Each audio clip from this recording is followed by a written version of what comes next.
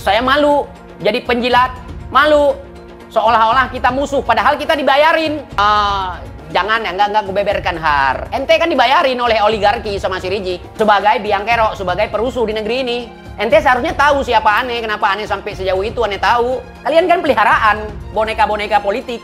Kalau enggak mungkin kalian itu dilindungi segala macam. Kalau kayak gitu moncong, kalian udah lama kalian mati. Kalau misalnya rezimnya rezim zolim, pasti kalian ditumpas. Cuman kalian peliharaan, kayak anjing gue, peliharaan. Ada sekelompok masyarakat, orang menyebutnya dari Yaman itu gitu. Kita butuh penjelasan seperti apa itu. Mohon maaf, sebenarnya mereka tidak punya otorita ilmu pengetahuan. Iya. Silakan kalau ada musyawarah alim ulama, apa ada dari mereka? Nggak ada. Tidak ada satupun keturunan Yaman yang mempunyai kemampuan seperti ini. Hanya mereka Habib keturunan Rasulullah di tengah masyarakat ngajak selawatan. Iya. Tapi kenapa masyarakat memberikan ruang kepada mereka? Dan mereka memanipulasi keturunan. Dalam rangka menyikapi pernyataan daripada saudara Rizik Syihab yang telah membuat provokasi, melakukan menantang kami kelompok dari Gus Abbas dan Kiai Madudin yang menantang untuk mengajak perang. Kalau Anda memang berani datang ke Banyuwangi, temui saya. Silahkan mau ngajak apa, dan siap menghadapi tantangan Anda untuk perang.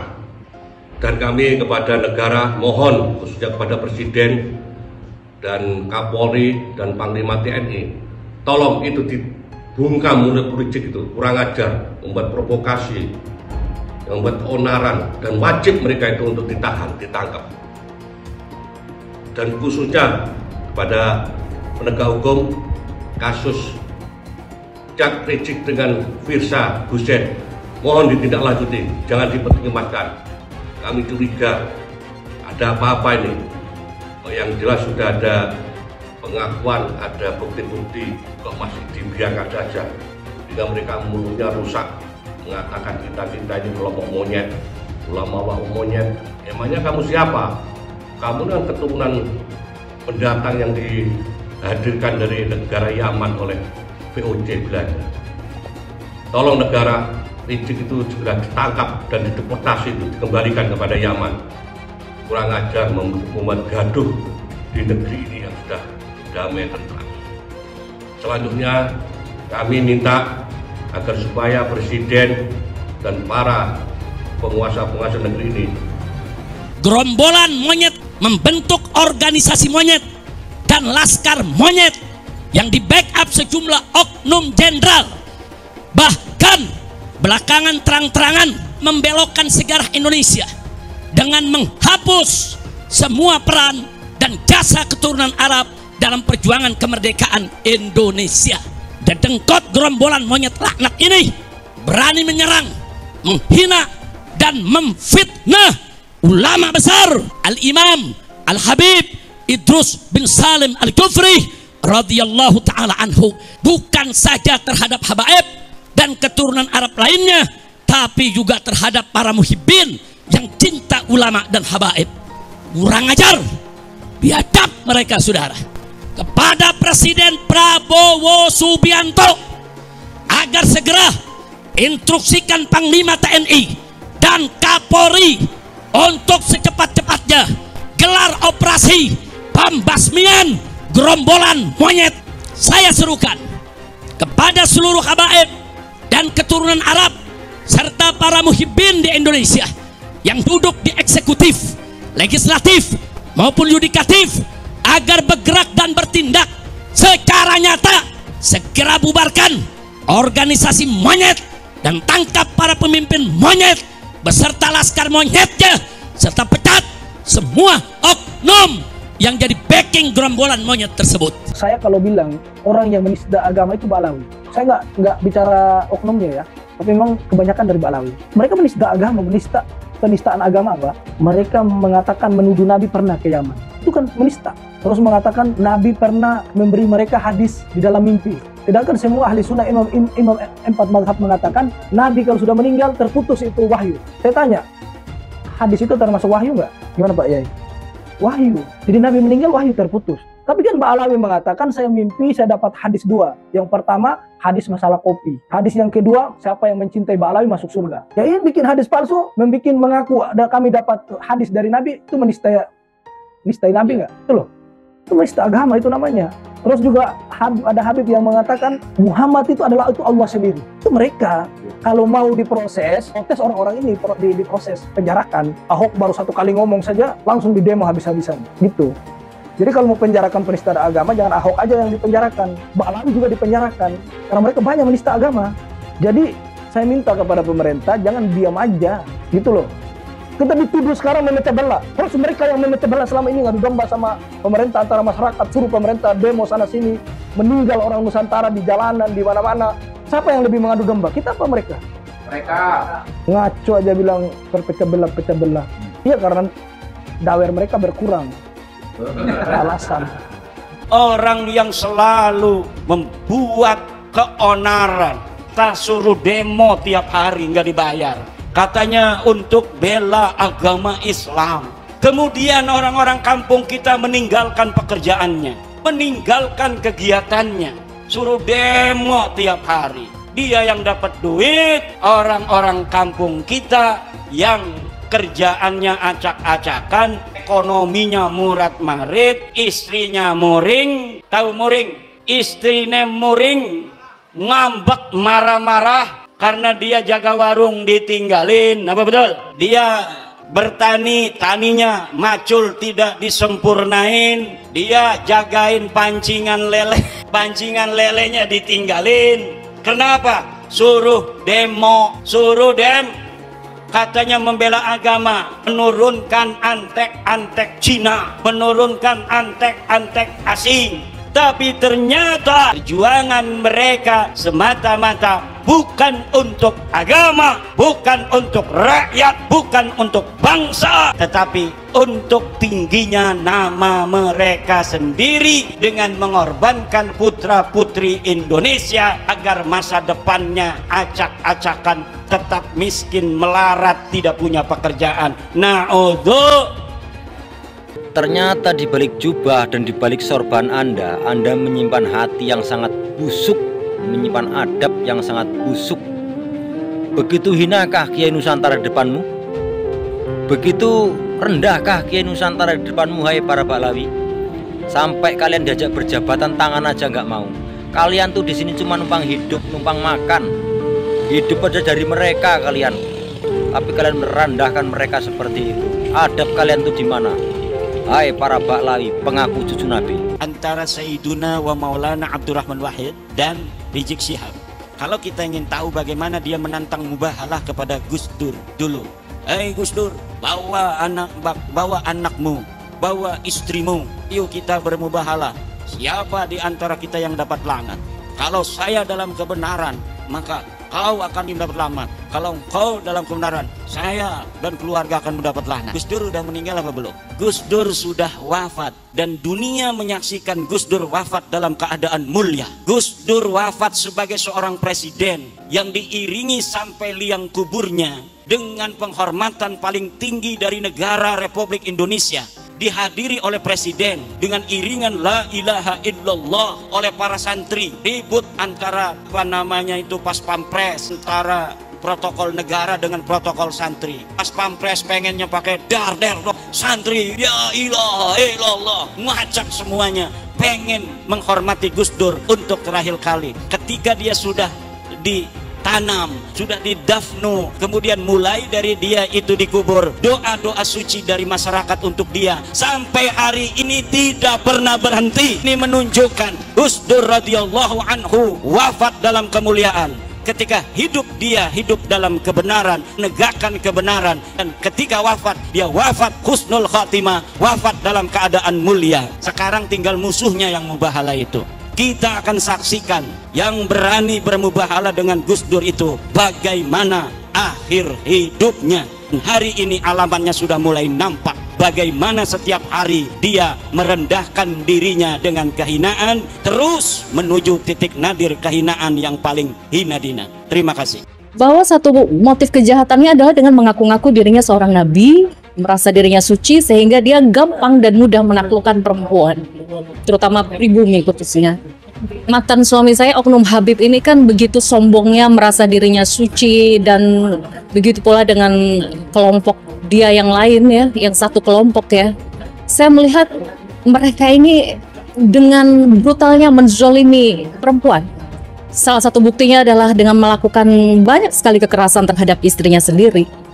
Menurut saya ini sudah bukti konkret bahwa mereka tidak layak disebut sebagai orang yang suci, apalagi mengaku-ngaku keturunan Nabi. Ini konyol sekali menurut saya.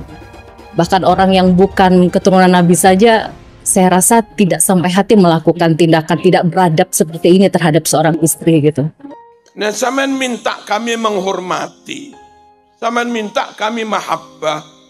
Sementara kepada kiai kami Gus Dur, ada yang bilang Gus Dur itu buta mata, buta hati. Lah aku mau larani hati gue, gak dikongkon mahabbah nih sampean iki lho. Lah piye to? Dadi konco Yaman rasa khawatir sampean tetep tak hormati. Pokok akhlakmu apik. Terus ojo ngelok-ngelok nih Pancasila. Ojo memalsu makame pahlawan kami. Ojo main klaim Indonesia milik wali-wali tarim. Ojo ngono. Ayolah hidup bersama. Negara niki kita jaga bersama. Lek negara niki utuh, ayem, tentrem, aman, jaga bersama. Sing merasakan juga kita semua, ngono lho. Si Rizik itu adalah ikon penistaan terhadap Rasulullah. Bagaimana tidak, saudara? Dia punya menantu namanya Munif. Si Munif itu menistakan Rasulullah dengan menyamakan si Rizik Silap ini, Al-Kaburi ini dengan Rasulullah.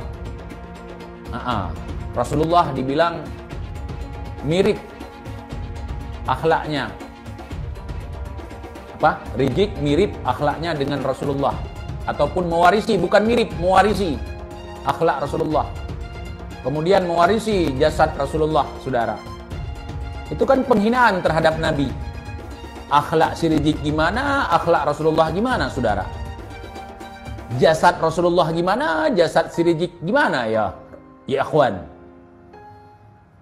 Saya ulang-ulang itu, biar kalian tidak terpana, tidak terkontaminasi dengan omongan si menantu si Rizik laknatillah alaihim itu.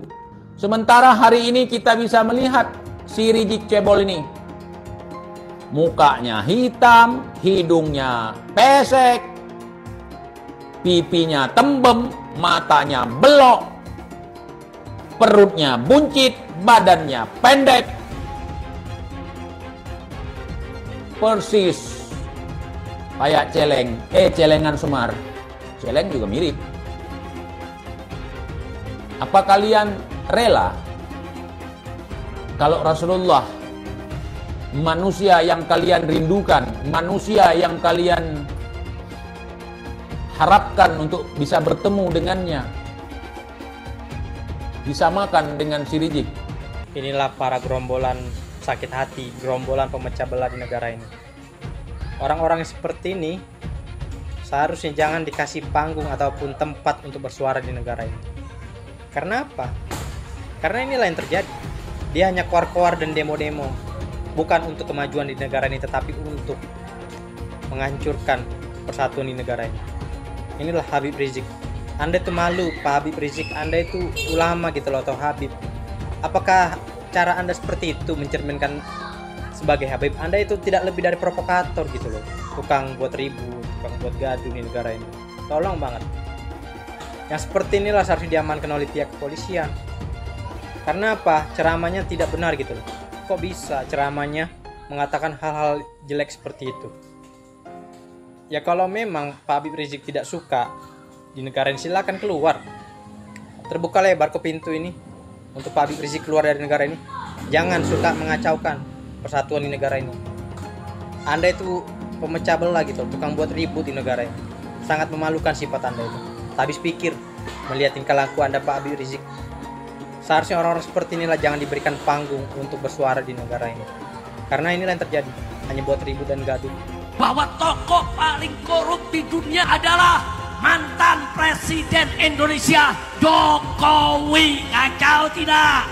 Mudah-mudahan buru-buru masuk penjara. Amin. Amin. Pokoknya kalau dia masuk penjara saya kirimin tiker dah. Iya, kalau saya masuk penjara udah biasa.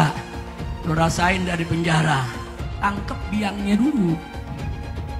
Biangnya dulu tangkep, saudara.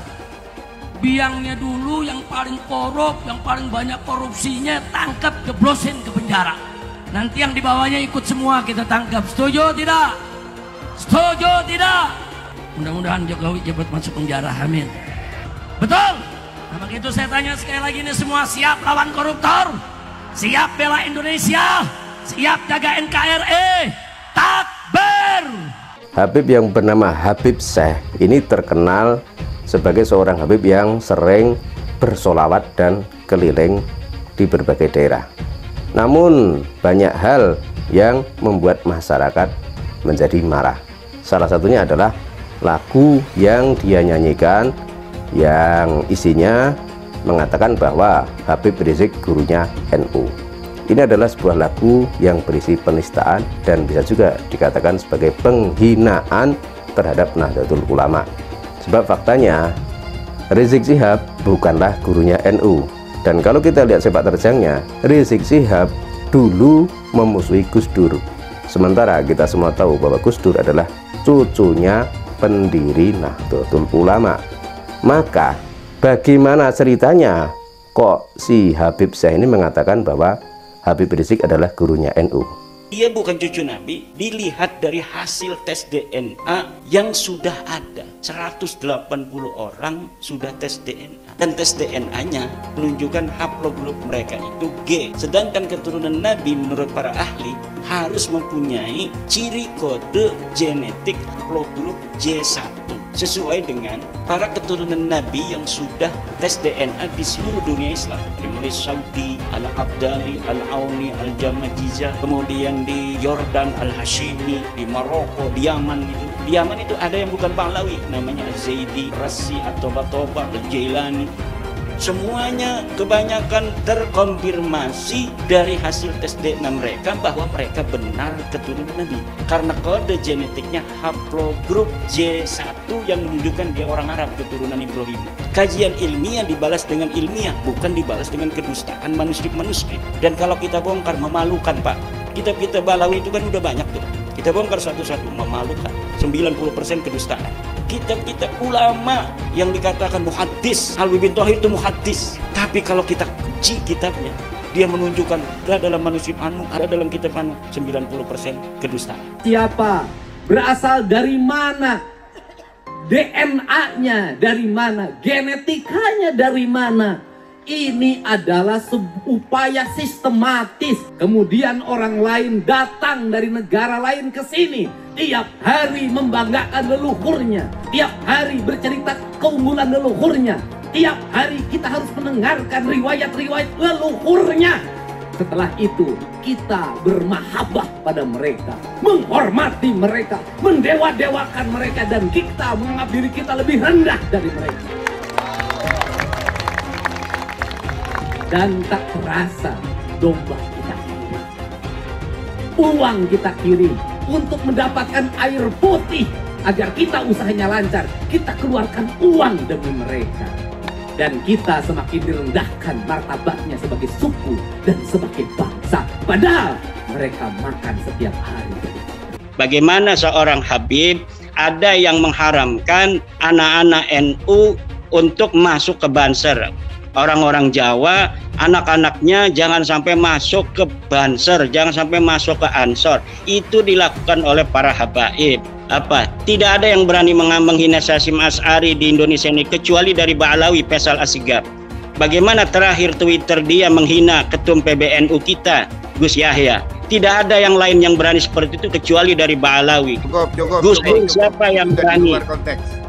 Yang berani menghina Gus Dur, menghina Yeni. Itu hanya Faisal Asgaf. Yang ada itu Ba'alawi atau mukhibin-mukhibinnya itu mempersekusi para kiai. Kiai-kiai kita dipersekusi dari zaman dulu oleh orang-orang yang mengaku keturunan Nabi yang tidak terverifikasi. Pernyataan saya bahwa ilmu nasab itu tidak sesuai dengan kriteria akademik itu terbukti karena diakui sendiri oleh mereka. Mereka mengakui bahwa kita tidak mensyaratkan kok adanya naskah sezaman. Dalam konteks itu seharusnya sudah selesai bahwa ilmu nasab, karena saya mengatakan itu dan dikonfirmasi oleh lawan bicara saya pada waktu itu, ya sebenarnya sudah selesai bahwa ilmu nasab yang digunakan Rabithah Alawiyah dalam hal ini bukan berarti salah, tapi tidak memenuhi syarat akademik. Nah, terkait dengan syarat akademik, ilmiah, apakah tauhid bisa diilmiahkan dan sebagainya, ayo kita diskusikan ulang. Saya belum sampai ke arah tindakan hukum ya terhadap pengakuan-pengakuan klaim-klaim cucu Nabi. Tetapi apabila masyarakat itu menghendaki itu, masyarakat bisa untuk mencoba melaporkan kepada pihak-pihak berwajib apakah nanti ada pasal-pasal yang bisa untuk dijadikan pegangan oleh pihak kepolisian untuk menjerat orang-orang yang mengaku sebagai keturunan Nabi yang sudah tidak terkonfirmasi oleh kitab nasab, oleh kitab sejarah dan tes DNA itu. Banyak orang di Indonesia ini yang mengaku bahwa dia Habib dan keturunan Rasulullah. Padahal di negara-negara Arab nggak ada yang seperti itu, nggak ada yang mengaku bahwa dia keturunan Rasulullah dan nggak ada yang mengaku bahwa dia Habib, karena nggak ada yang tahu bahwa dia keturunan Rasulullah atau enggak. Ya kita semua berharap bahwa kita dari umat Muhammad, keturunan Rasul, kita semua berharap itu, tapi kita nggak tahu hal seperti itu. Nah, jadi di Indonesia ini yang mengaku bahwa dia Habib dan mengaku bahwa dia keturunan Rasulullah dihormati banget, dicium tangannya, diminum bekas mulutnya, diminta doanya dan menjadikannya seperti wali. Gimana melakukan hal seperti itu? Dan kalau dia dikuburkan, kalau sudah meninggal dan dikuburkan, didatangi kuburannya, dihiasi kuburannya, ditaruh uang-uang di tempat kuburannya itu, diminta doanya seperti kalau dia wali beneran, dan apa semua itu? Apa semua itu? Coba kalian pikirkan. Jadi menurut penelitian secara filologi, orang Yaman ini bukan orang Arab, tapi orang Kaukasus. Berarti mustahil sebagai keturunan Nabi Sallallahu Alaihi Wasallam menurut Profesor Menahem Ali.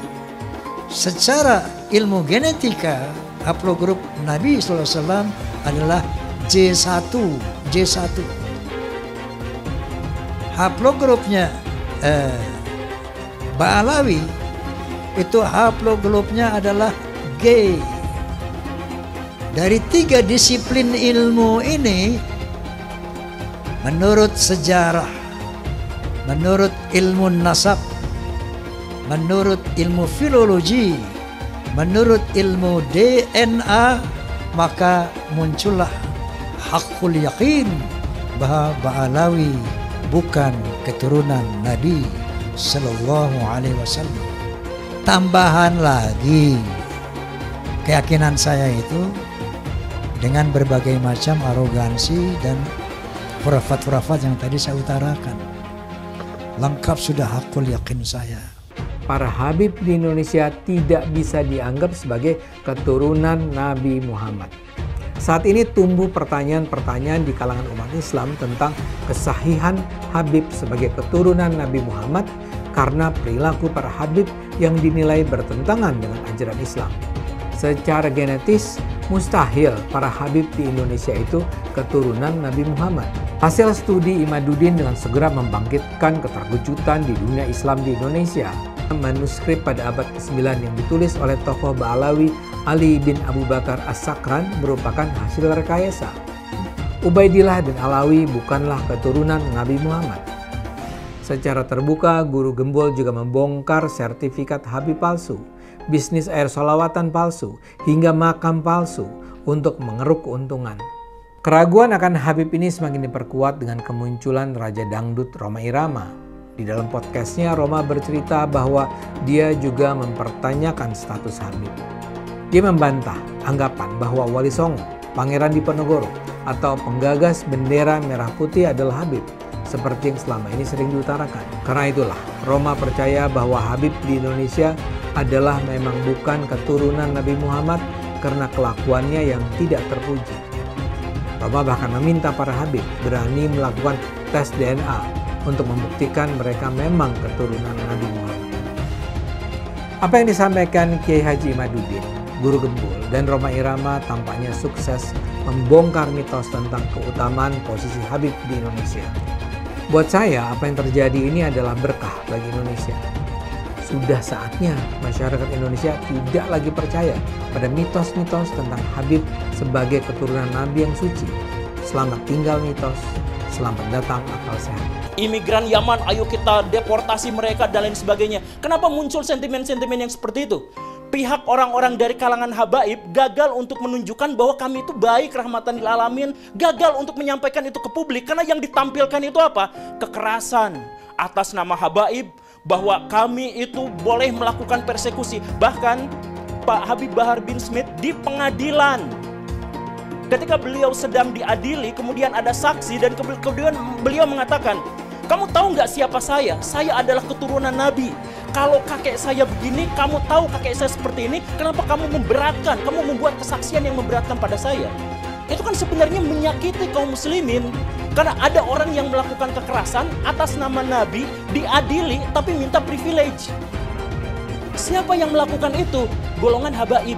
Yang pertama kali masalah nasionalisme saya ya, rasa kebanggaan saya terhadap Indonesia itu ternodai oleh sikap-sikap beberapa habaib. Baklawi kalau bagi saya bukan gitu ya, bukan turunan Nabi karena dari filologi jelas ya, kemudian dari historik jelas, kemudian juga DNA yang terakhir itu. Saya kemudian tersinggung dari itu ketika peran ulama-ulama Indonesia dan para pejuang Indonesia itu diremehkan. Misalnya cerita bahwa proklamasi kemerdekaan Mei 17 Agustus itu karena bisikan Habib tertentu kepada Bung Karno, itu kan tidak pernah ada dalam cerita itu. Tidak ada Habib, cerita Habib ini tidak pernah ada di dalam sejarah kecuali dulu menjadi Usman Yahya itu menjadi muftinya Belanda yang mengharamkan kita melawan Belanda. Justru itu Habib yang jelas itu tertulis dalam sejarah. Kalau Habib berbisik ke Bung Karno kapan? Dan tidak pernah ada cerita itu. Nah kalau sekarang lalu Habib, lalu para pejuang dihabibkan semua kan, Diponegoro, siapa lagi?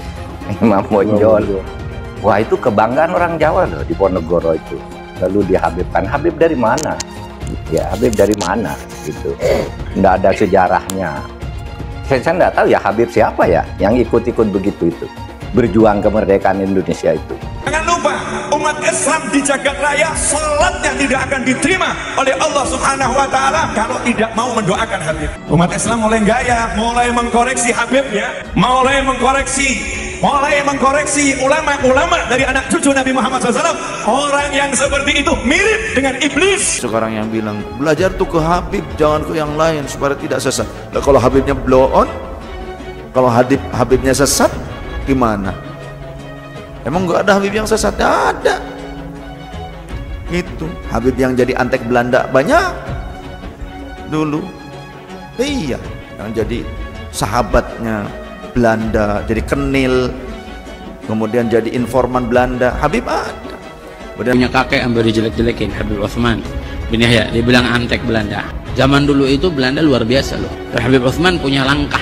Beliau memang dalam kitabnya Manhajul Istiqamah ada membahas untuk tidak ada pemberontakan. Kalau Habib Utsman bin Yahya antek, udah ngaku aja antek, selesai, beres. Jangan pakai kelat-kelit sana sini. Saya katakan saya mendukung Rhoma Irama untuk mengklarifikasi soal Habib ini.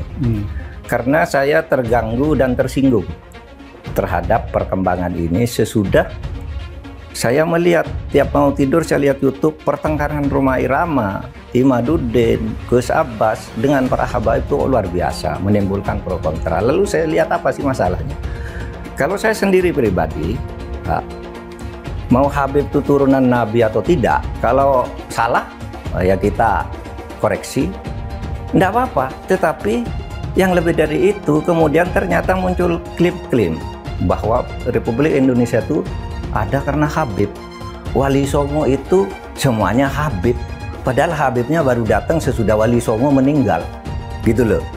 Lalu diklaim ini turunan Habib ini. Imam Bonjol coba dibilang itu Habib Syahabuddin. Itu dari mana? Kok Imam Bonjol Habib Syahabuddin gitu. Lalu ada hurufatnya bahwa kakek saya yang nama Mugaddam itu bisa membentak malaikat mungkar dan nakir katanya. Mengklaim-klaim begitu, dan orang yang tidak tahu, orang awam banyak yang percaya karena ini Habib yang ngomong. Ada yang mengatakan kalau Indonesia ini merdeka dibutuh oleh Habib ini. Bung Karno itu tanggal 17 Agustus dibantu oleh Habib siapa gitu untuk menyatakan kemerdekaan. Loh, kita tahu yang bantu tuh Jepang. Namanya Maeda, di kantor dan di Maeda. Orang Jepang juga membantu. Orang Belanda yang membantu kemerdekaan ada juga. Namanya siapa? Edward Weizsäcker yang mendirikan 3 serangka. Ya Belanda juga. Ya, orang India banyak, orang Arab non Habib banyak, orang Cina banyak. Lah kenapa? Kok lalu diklaim oleh Habib? Ya kita sendiri yang paling dominan, yang lain tuh yang membantu. Kan gitu kalau saya ya, rasa nasionalisme saya. Itulah sebabnya saya dukung Rhoma Irama. Satu Habib, walaupun Habibnya jahlun, maksudnya bodoh kata Iwan, itu ukurannya perbandingannya amat 70 kiai yang alim. Kami adalah majikan kalian, kami adalah pemilik bangsa, kami adalah pemilik kedaulatan Indonesia. Hai semua, nama saya Jonas Leong. Saya adalah investor saham, forex, dan juga kripto. Channel ini banyak membahas tentang berita terkini, edukasi finansial, investasi, dan lainnya. Jangan lupa subscribe channel ini kalau kamu suka dengan konten yang serupa. Follow juga sosial media lainnya yang saya taruh di kolom deskripsi. Di sana kalian akan mendapatkan konten yang berbeda.